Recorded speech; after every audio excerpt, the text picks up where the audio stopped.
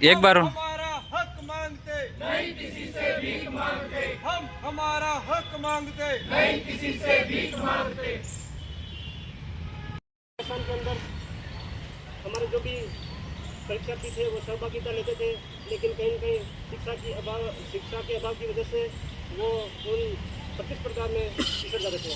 इसमें हमारे भारत सरकार के द्वारा जिसमें उन्होंने पत्र लिख करके राजस्थान सरकार को पत्र लिखा कि हमारे जहाँ भी ट्राइबल एरिया जो जनजाति इलाका है वहाँ पर टीएसपी क्षेत्र घोषित किया जाए।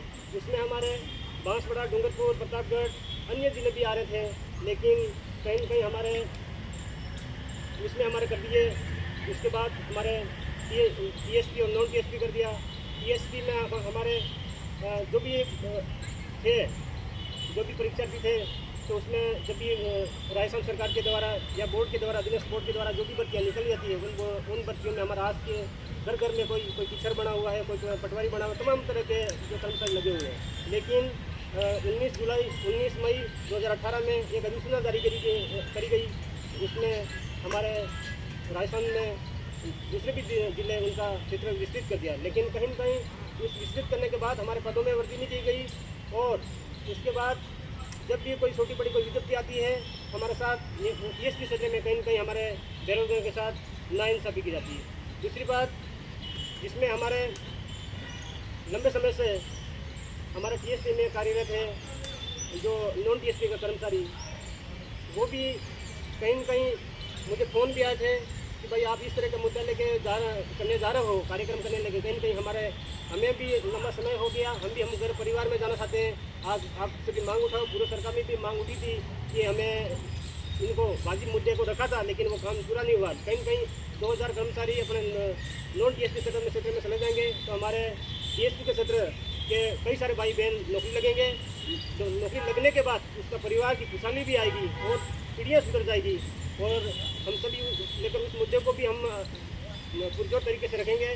दूसरी बात, हमारी जो पूरे राजस्थान भर में जो बाध्यता के रूप में, चाहे वो फर्स्ट ग्रेड हो चाहे सेकंड ग्रेड हो, उसमें बाध्यता कर रखी है 40% और 35%। लेकिन कहीं न कहीं अलग अलग सब्जेक्ट में, चाहे वो जीके का हो या सब्जेक्ट का, लेकिन कहीं न कहीं हमारे टीएसपी में हो या नॉन टीएसपी में, लेकिन वो विद्यार्थी कहीं न कहीं इस एग्ज़ाम में पिछड़ जा रहा है, वो भर्तियाँ खाली जाती है। क्योंकि आज तमाम तरह के विशाल जी प्रभावित आपको सबको मैं विजिट करना चाहता हूँ, क्योंकि हमारे ट्राइबल एरिया में जाके भी देखिए, अब स्कूल में कहीं साइंस का टीचर नहीं, कहीं मैथ का टीचर नहीं, तमाम तरह के टीचर नहीं है।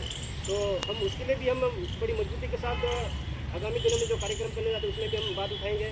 और दूसरी बात, हमारे जो सीईटी में है, सीईटी में हमारा जो कितने परसेंट का लगता है उसमें 50, उसको भी रीट की तरह ये 35% दिया जाए। और दूसरी बात, हमारे ये नॉर्मलाइजेशन संबंधी समस्या, आज मानते हैं कई सारे भाई बहन, कोई जयपुर की तैयारी कर रहा है, कोई जयपुर की तैयारी कर रहा है, कोई गरपेरे की तैयारी कर रहा है, लेकिन जो भाई इतनी मेहनत के साथ तैयारी कर रहा है, मेरी बात को ध्यान सुनना, जो मेहनत के साथ तैयारी कर रहा है और एग्ज़ाम आगामी दिनों में एग्ज़ाम आ रहे हैं, जैसे ये थर्ड ग्रेड वाला आ रहा है, ये थर्ड ग्रेड वाला एग्ज़ाम हो या ये चतुर्थ श्रेणी का हो, उसके बाद आ रहा है ये पटवारी का आ रहा है, वो एग्ज़ाम देगा। एग्ज़ाम देने के बाद वो बड़ी खुशी के साथ घर पे आएगा कि मैंने अच्छे प्रश्न करके आया हूँ, अच्छा राइट करके आया, मेरे अच्छे नंबर आ रहे हैं। लेकिन जब उस विद्यार्थी को ये पता चलेगा कि कहीं न कहीं नॉर्मलाइजेशन प्रक्रिया हो रही है, तो जो विद्यार्थी अच्छे नंबर ला रहा है लेकिन नॉर्मलाइजेशन की वजह से उतार चढ़ाव हो जाएगा, उस विद्यार्थी के साथ किस तरह नाइंसाफी होगी।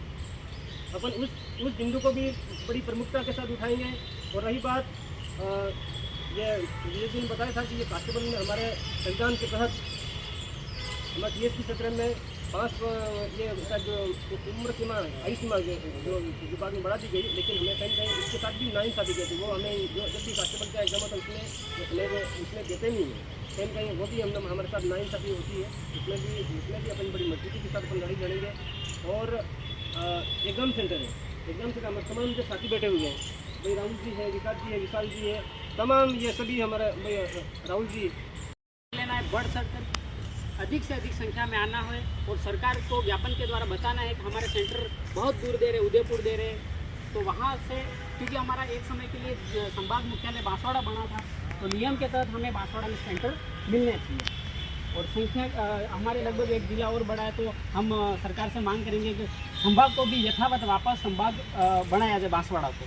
तो इसको लेकर के हम यहाँ इकट्ठे हुए हैं। तो सभी नव कार्यकारिणी, इस कार्यकारिणी को हमारी ओर से बहुत बहुत बधाई, और आप जैसे निर्देश करोगे वैसे हम आगे काम करेंगे और इस यहाँ के युवाओं, बेरोजगार युवाओं की जितनी भी मांगें हैं उन मांगों को सरकार तक पहुँचाने की कोशिश करेंगे। हमें बड़ी आशा है, उम्मीद है कि आप हमारे इन मांगों को सरकार तक पहुँचाने में बड़ी भूमिका निभाओ। आपसे यही उम्मीद है। धन्यवाद। एक बार सामूहिक फोटो हो जाए सब।